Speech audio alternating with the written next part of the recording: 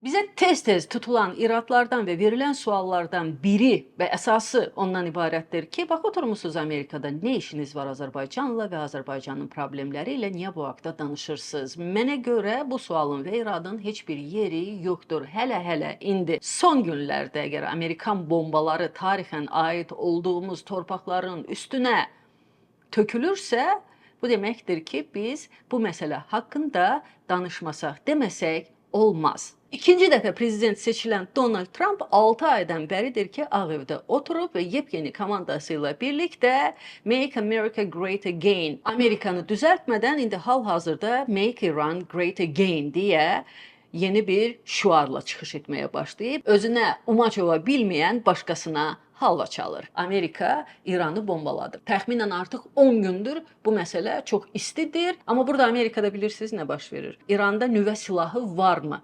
Onun istehsalatı ilə məşğul olunurmu? Hər şey söyləndiyi qədər təhlükəli və qorxuludurmu?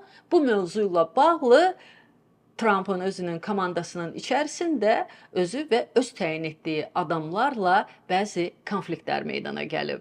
Məsələn, xüsusi xidmətin başında duran qadın belə bir mövzunun olmadığını söyləmişdi. Trump'la onun verdiyi ifadələr arasında bir anlaşmazlıq oldu.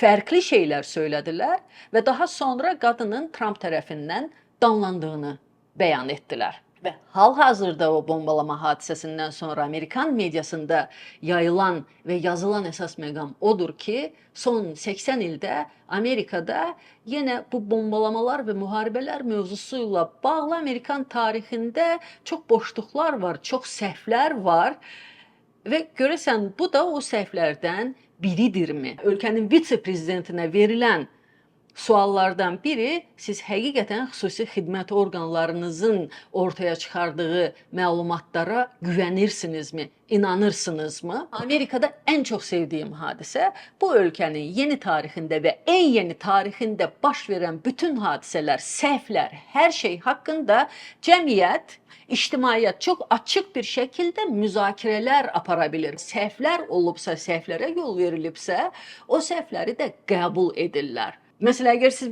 biraz Amerikanın ən yeni tarixində yaşanmış Əfqanistan bombalaması, daha sonra İraq bombalaması kimi hadisələrə baxsanız, CIA-nin özündə çalışan insanlar olsun, o zaman çox önəmli strateji vəzifələrdə çalışmış insanlar olsun, bunların hamısı Amerika olaraq həyata keçirdikləri layihələrin içərisindəki səhvləri və mənfiləri nə idi, nəyi səhv etdilər, nəyi düz etdilər, bunların hamısı haqqında çox açıq danışa bilərlər. Və ona görə Amerikadan danışarkən bu cəmiyyətin ən yaxşı tərəfi odur, ondan ibarətdir ki, burada prezidentin kim və nə olmasından asılı olmayaraq bir çox hallarda ictimaiyyətin öz fikrini ifadə etməsi və müzakirə aparmaq qabiliyyəti, təcrübəsi var və bu mövzuna bağlı heç kəsin ağzına qıfıl vura bilmir. Hətta bu yaxınlarda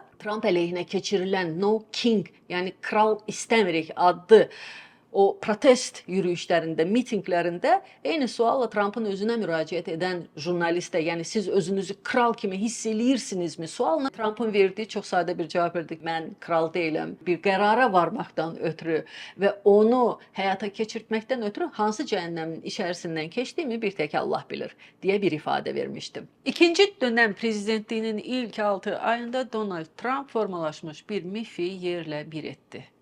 İstər Birləşmiş Ştatların içərisində, istərsə də onun hüdudlarından kənarda belə bir fikir formalaşmışdı ki, niyə demokratları yox, respublikaçıları seçmək lazımdır? Ona görə ki, respublikaçılar gəlsələr, onlar sadəcə içəridə Amerikalıların rifah halı ilə məşğul olub iqtisadiyyatı qaldıracaqlar, hər kəs daha çox pul qazanacaq. Demokratlar gəlsə isə, onlar sadəcə müharibə edəcəklər.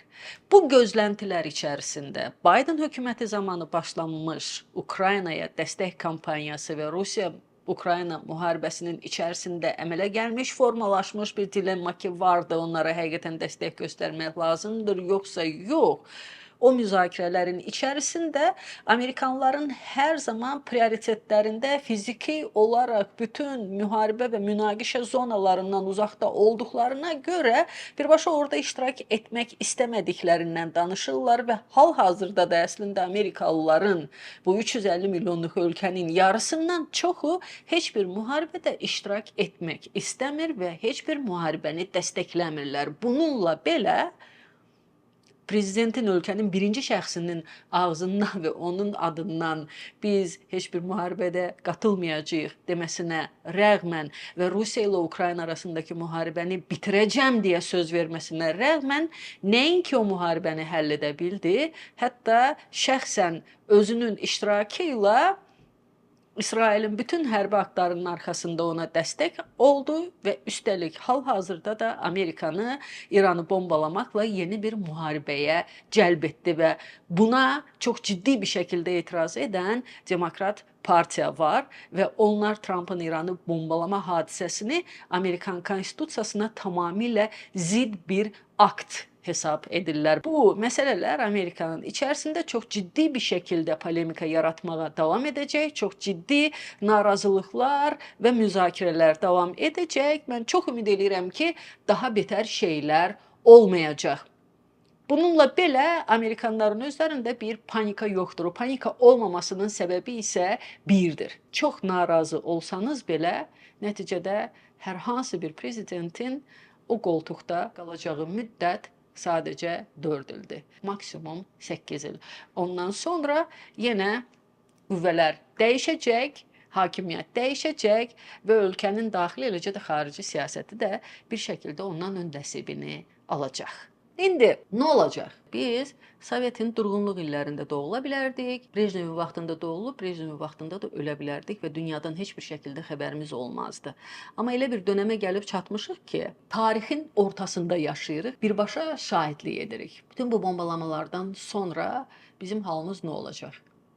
Çünki İran təhdididir. İrana heç kimsə güvənmir. İran Amerikanın içərisində istədiyi zaman hər hansı bir terror hadisəsini törədə bilər. Baxmayaraq ki, Amerikan prezidenti və ən yüksək səlahiyyətli insanlar tərəfindən İran qisas almağa çalışarsa, onun nəticələri o ölkə üçün çox ağır olacaq deyir. Bununla birlikdə hər kəs bu ölkənin içərisində də bir şeylərin baş verə biləcəyindən qorxur. Ona görə də məsləhət görürlər ki, əslində insanların çox olduğu yerlərdən qaçının, çəkinin və oralarda olmayın.